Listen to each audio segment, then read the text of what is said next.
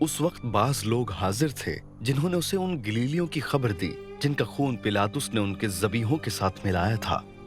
उसने जवाब में उनसे कहा कि इन गलीलियों ने जो ऐसा दुख पाया, क्या वो इसलिए तुम्हारी दानिश में और सब गलीलियों से ज्यादा गुनाहगार थे?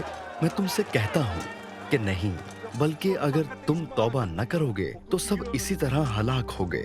या क्या वो 18 आदमी जिन पर शैलोह का बुर्ज गिरा और दबकर मर गए, तुम्हारी दानिश में यरूशलेम के और सब रहने वालों से ज्यादा कसूरवार थे? मैं तुमसे कहता हूँ कि नहीं, बल्कि अगर तुम तौबा न करोगे तो सब इसी तरह हलाक होगे। फिर उसने ये तमसील कही कि किसी ने अपने ताकिस्तान में एक अंजीर का दरख्त लगाया था। वो उसमें फल ढूंढने आया और न पाया। इस पर उसने बागबान से कहा कि देख, 3 बरस से मैं इस अंजीर के दरख्त में फल ढूंढने आता हूं और नहीं पाता। इसे काट डाल, ये जमीन को भी क्यों रोके रहे?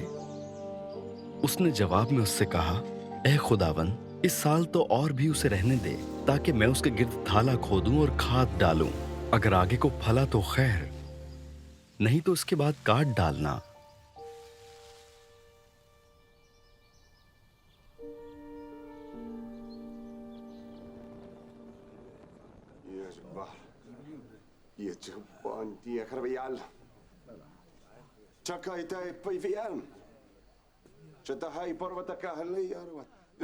फिर वो सबत के दिन किसी इबादत खाने में तालीम देता था, और देखो, एक औरत थी जिसको 18 बरस से किसी बदरूह के बायस कमजोरी थी।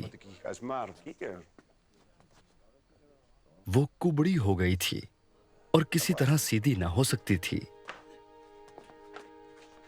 यसू ने उसे देखकर पास बुलाया और उससे कहा, ए औरत, तू अपनी कमजोरी से छूट गई।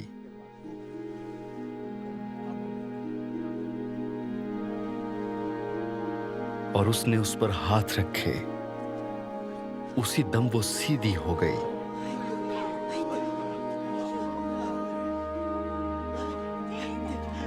और खुदा की तमजीद करने लगी। इबादत खाने का सरदार इसलिए कि यसू ने सबत के दिन शिफा बख्शी, खफा होकर लोगों से कहने लगा, 6 दिन हैं जिनमें काम करना चाहिए, बस उन्हीं में आकर शिफा पाओ, ना कि सबत के दिन। खुदावंद ने उसके जवाब में कहा कि ए रियाकारो, क्या हर एक तुम में से सबत के दिन अपने बैल या गधे को थान से खोलकर पानी पिलाने नहीं ले जाता? बस क्या वाजिब न था कि ये जो अब्राहम की बेटी है, जिसको शैतान ने 18 बरस से बांध रखा था, सबत के दिन इस बंद से छुड़ाई जाती?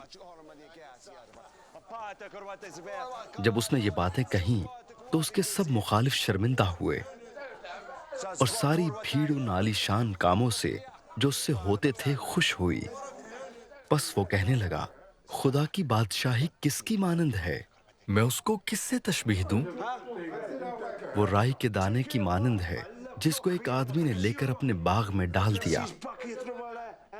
वो उगकर बड़ा दरख्त हो गया और हवा के परिंदों ने उसकी डालियों पर बसेरा किया। उसने फिर कहा, मैं खुदा की बादशाही को किससे तशबीह दूं? वो खमीर की मानंद है जिसे एक औरत ने लेकर 3 पैमाने आटे में मिलाया, और होते होते सब खमीर हो गया।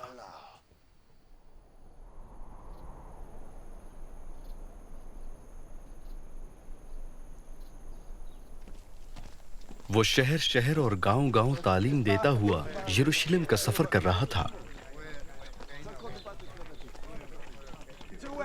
और किसी शख्स ने उससे पूछा कि ऐ खुदावंद, क्या निजात पाने वाले थोड़े हैं? उसने उनसे कहा, जां फशानी करो कि तंग दरवाजे से दाखिल हो, क्योंकि मैं तुमसे कहता हूं कि बहुतेरे दाखिल होने की कोशिश करेंगे और ना हो सकेंगे।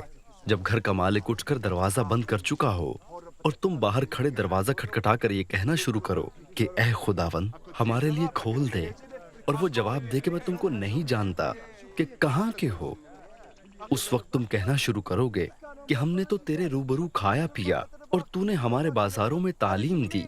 मगर वो कहेगा, मैं तुमसे कहता हूं कि मैं नहीं जानता तुम कहां के हो।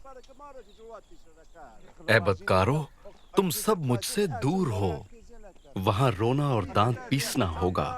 जब तुम अब्राहम और इसहाक और याकूब और सब नबियों को खुदा की बादशाही में शामिल और अपने आप को बाहर निकाला हुआ देखोगे, और पूरब पश्चिम उत्तर दक्खन से लोग आकर खुदा की बादशाही की जियाफत में शरीक होंगे।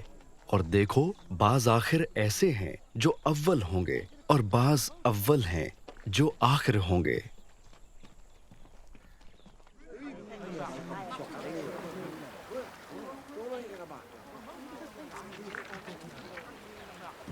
उसी घड़ी बाज फरीसियों ने आकर उससे कहा कि निकलकर यहां से चल दे, क्योंकि हेरोदीस तुझे कत्ल करना चाहता है। उसने उनसे कहा कि जाकर उस लोमड़ी से कह दो कि देख, मैं आज और कल बदरूहों को निकालता और शिफा बख्शने का काम अंजाम देता रहूंगा, और तीसरे दिन कमाल को पहुंचूंगा। मगर मुझे आज और कल और परसों अपनी राह पर चलना जरूर है, क्योंकि मुमकिन नहीं कि नबी यरूशलेम से बाहर हलाक हो। ऐ यरूशलेम, ऐ यरूशलेम, तू जो नबियों को कत्ल करती है और जो तेरे पास भेजे गए उनको संसार करती है, कितनी ही बार मैंने चाहा कि जिस तरह मुर्गी अपने बच्चों को परों तले जमा कर लेती है, उसी तरह मैं भी तेरे बच्चों को जमा कर लूं, मगर तुमने न चाहा। देखो, तुम्हारा घर तुम्हारे ही लिए छोड़ा जाता है, और मैं तुमसे कहता हूँ कि मुझको उस वक्त तक हरगिज न देखोगे जब तक ना कहोगे कि मुबारक है वो जो खुदावंद के नाम से आता है।